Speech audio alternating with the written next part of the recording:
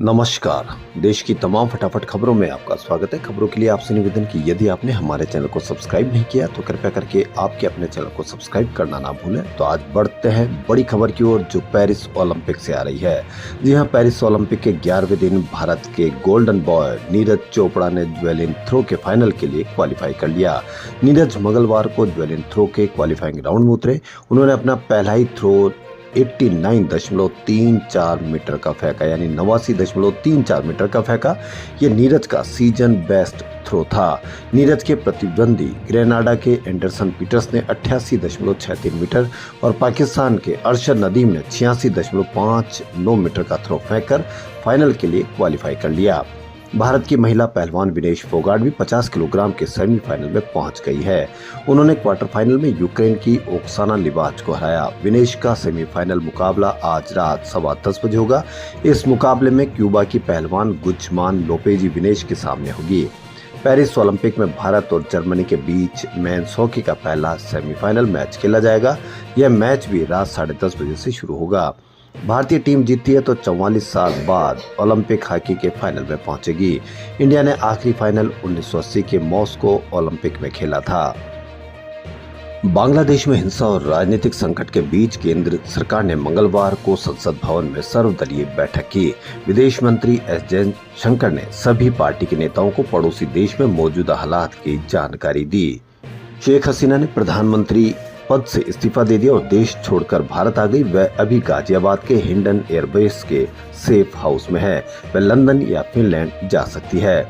वहीं राहुल गांधी ने बांग्लादेश के मुद्दे पर 3 सवाल पूछे। पहला सवाल, क्या बांग्लादेश हिंसा के पीछे विदेशी ताकतों का हाथ हो सकता है?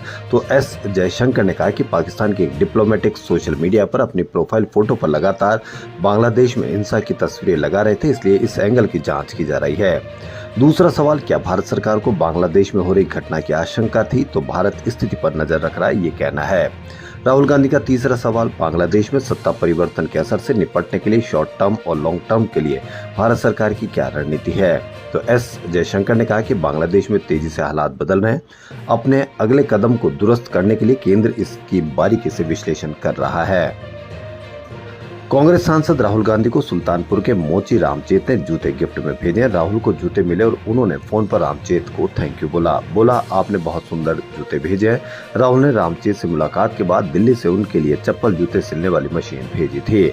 राहुल ने रामचेत से बातचीत का 5.6 मिनट का वीडियो भी एक्स पर शेयर किया। वीडियो की शुरुआत में लिखा, मोची रामचेत जी से मिला प्यार तोहफा, मेरा जूता हिंदुस्तानी। राहुल रामचेत के बीच बातचीत। राहुल ज्ञान आपके पास से ट्रेनिंग वो करा रहे हैं। रामचेत ने कहा कि मैंने जूते बहुत बनाए, अब मुझे इस काम में मजा आता है। मोची रामचेत ने राहुल को जूता भेजा। रामचेत ने कहा कि राहुल जी ने मुझे मशीन भेजी है, इससे मेरा काम आसान हो गया। ये मशीन जूता, चप्पल और बैग भी बना देती है। मैंने जूते बहुत बनाए और बहुत बेचे, लेकिन जो आज मैं कर रहा हूँ उसमें मुझे बहुत खुशी हो रही है। मैं राहुल जी के लिए जूता भेज रहा हूँ जिसे मैंने अपने हाथों से बनाया है। बांग्लादेश में हिंसा के बीच राष्ट्रपति मोहम्मद शहाबुद्दीन ने संसद को भंग कर दिया। साथ ही देश की पूर्व पीएम खालिदा जिया को भी रिहा कर दिया गया है। मंगलवार को बांग्लादेश में प्रदर्शन कर रहे छात्रों ने 3 बजे तक संसद भंग करने का अल्टीमेटम दिया था। उन्होंने कहा कि वह जल्द ही अंतरिम सरकार के लिए नामों के प्रस्ताव देंगे। दूसरी तरफ भारत सरकार ने मंगलवार सुबह 10 बजे सर्वदलीय बैठक की। इस दौरान विदेश मंत्री एस जयशंकर ने कहा कि शेख हसीना सदमे में, सरकार बात करने से पहले उन्हें कुछ समय दे रही है, वह भविष्य को लेकर खुद फैसला लेगी। इसके बाद संसद के दोनों सदनों को संबोधित करते हुए जयशंकर ने बताया कि सोमवार को हसीना ने बेहद कम समय के अंदर भारत आने की अपील की थी। वह सोमवार शाम को दिल्ली पहुंची थी। लखनऊ से एक बहुत बड़ी खबर। लखनऊ में सीएम योगी के आवास के पास एक महिला ने आत्मदाह की कोशिश की। उन्नाव से महिला जनता दरबार के लिए आई थी। बाहर आकर उसे गोद में लिए बच्चे को सड़क किनारे रखा, फिर बैग में पेट्रोल की बोतल निकाली और खुद पर पेट्रोल डालकर आग लगा ली। आसपास के पुलिसकर्मी जब तक कुछ समझ पाते, महिला बुरी तरह से जलने लगी। पुलिसकर्मी महिला को बचाने के लिए दौड़े, लेकिन आग इतनी तेज थी कि हिम्मत नहीं कर पाए। बमुश्किल पानी डालकर आग बुझाई। जब तक महिला काफी जल चुकी थी, आग बुझते ही महिला खुद को बचाने की गुहार लगाने लगी। महिला के पास एक एप्लीकेशन मिली है। इसमें उसने उन्नाव के दरोगा राजेश यादव का नाम लिखा है। कहा कि वह रिश्वत लेकर ससुराल वालों पर एक्शन नहीं ले रहा।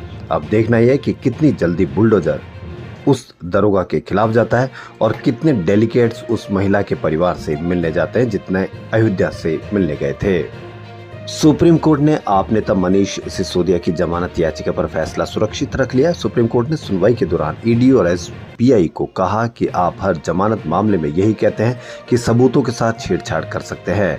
न्यायमूर्ति बी.आर. गवई और न्यायमूर्ति के.वी. विश्वनाथन की पीठ ने सिसोदिया की पैरवी कर रहे वरिष्ठ अधिवक्ता अभिषेक सिंघवी और केंद्रीय अन्वेषण ब्यूरो एवं प्रवर्तन निदेशालय की ओर से पेश अतिरिक्त सॉलिसिटर जनरल एस.वी. राजू की दलीलें सुनी। सीबीआई ने दिल्ली आबकारी नीति के निर्माण एवं कार्यान्वयन में अनियमितताओं में कथित संलिप्तता को लेकर सिसोदिया को 26 फरवरी 2023 को गिरफ्तार किया था। ईडी ने उन्हें 9 मार्च 2023 को और सीबीआई की प्राथमिकी से जुड़े धन शोधन मामले में गिरफ्तार किया था। दिल्ली के पूर्व उप मुख्यमंत्री सिसोदिया ने जमानत का अनुरोध करते हुए तर्क दिया है कि वह 17 महीने से हिरासत में और उनके खिलाफ मुकदमे की सुनवाई अभी तक शुरू नहीं हुई है। वित्त राज्य मंत्री पंकज चौधरी ने कहा कि कोरोना काल में अर्थव्यवस्था की स्थिति ठीक नहीं होने के कारण डीए-डीआर को रोका गया था। तब सरकार पर वित्तीय दबाव था। एनसीजे, सीएम सहित विभिन्न सरकारी कर्मचारी संगठनों की तरफ से इस बाबत प्रतिवेदन प्राप्त हुए। मौजूदा समय में उक्त भत्तों का एरियर देना संभव नहीं है। केंद्र सरकार ने अपने 1 करोड़ से अधिक कर्मचारियों और पेंशनरों को तगड़ा झटका दिया। वित्त राज्य मंत्री पंकज चौधरी ने आज राज्यसभा में स्पष्ट तौर से बता दिया कि कोरोना काल के दौरान सरकारी कर्मियों को जो 18% डीए-डीआर रोका गया था, अब उसका एरियर नहीं मिलेगा। राष्ट्रीय परिषद, स्टाफ साइट के प्रतिनिधियों सहित विभिन्न कर्मचारी संगठनों ने डीओपीटी के सचिव से आग्रह किया था कि वह 18 माह के डीए का एरियर कर्मियों का हक है। केंद्र सरकार के कर्मियों व पेंशनरों को कोरोना काल के दौरान रोके गए डीए-डीआर का एरियर जारी किया जाए। इस पर सरकार का जवाब कि एरियर देना संभव नहीं है। खबरों फिलहाल इतना ही। यदि आपको हमारा चैनल पसंद आए तो लाइक, सब्सक्राइब और शेयर अवश्य करें। धन्यवाद।